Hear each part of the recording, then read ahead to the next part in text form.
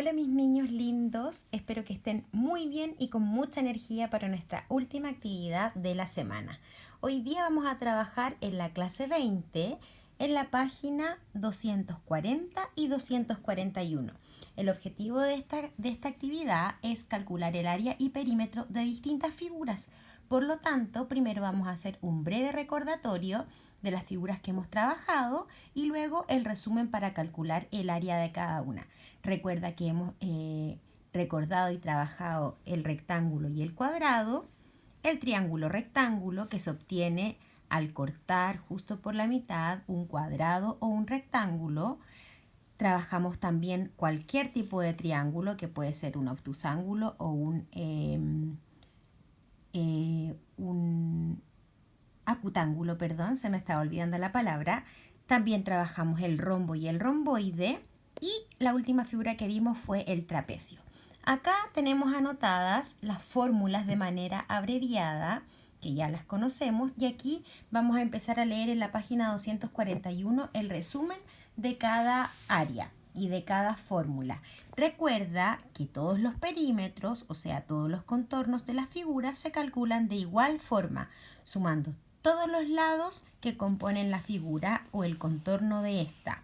Y recuerda que debes poner si es en centímetros, en metros o en milímetros. Y siempre deben tener la misma unidad de medida para que no te confundas. Antes de empezar a sumar te debes fijar que tengan o todos en centímetros o todos en milímetros o todos en metros. ¿Bien? Entonces vamos a empezar a recordar. El área de un cuadrado o de un rectángulo es igual a la multiplicación del ancho por el largo. Y acá tenemos el ejemplo, rectángulo o cuadrado. Se multiplica el ancho por el largo. Necesitamos estas medidas solamente. Bien.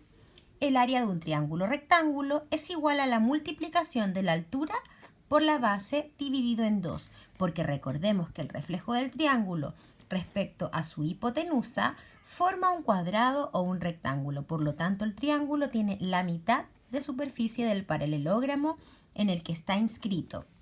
Recuerda, el triángulo rectángulo viene al cortar justo por la diagonal un cuadrado o un rectángulo y ahí se va a mantener el ángulo recto. Y el área se saca multiplicando cateto por cateto, estos son los catetos, dividido en 2 o multiplicando la altura por la base dividido en 2 o si lo estás mirando con un cuadrado o un rectángulo puede ser el ancho por el largo dividido en 2. ¿Sí? Recuerda, eso es lo que siempre se nos olvida, dividir en 2, el último paso para calcular el área de un triángulo. Luego, para el área de un triángulo cualquiera, es igual a la multiplicación de la altura por la base dividido en 2, porque recordemos que el reflejo de los dos triángulos que se forman al dibujar la altura, o sea, aquí, al dibujar la altura, estos dos triángulos que nos quedan, forman un cuadrado o rectángulo. Por lo tanto, el triángulo tiene la mitad de la superficie del paralelogramo en el cual está inscrito, es decir, la mitad del cuadrado o el rectángulo que podemos dibujar por fuera. Base por altura dividido en 2. Base por altura dividido en 2. Esa es el área de un triángulo cualquiera. Luego, el área de un rombo o romboide es igual a la multiplicación de la altura por la base, porque el reflejo del triángulo, que se forma al dibujar la altura, si se traslada al otro extremo, se forma un cuadrado o un rectángulo. Por lo tanto, el rombo o romboide tiene la misma superficie del paralelogramo que forma. ¿Te acuerdas que recortábamos aquí este pedacito y lo poníamos acá y formábamos un rectángulo o un cuadrado? Por lo tanto, su fórmula es la base por la altura. Y la altura, si no me la dan, la puedo obtener contando los cuadraditos. Por último, el área de un trapecio es igual a la multiplicación de la altura por la base, porque si se refleja el triángulo que se forma al dibujar la altura, se forma un cuadrado o rectángulo. Por lo tanto, el trapecio tiene la misma superficie del paralelogramo que forma. No estoy tan de acuerdo con eso. ¿Qué dicen ustedes de esta lectura del trapecio? Lo voy a volver a leer, a ver si te hace sentido. El área de un trapecio es igual a la multiplicación de la altura por la base, porque si se refleja el triángulo que se forma al dibujar la altura, se forma un cuadrado o rectángulo.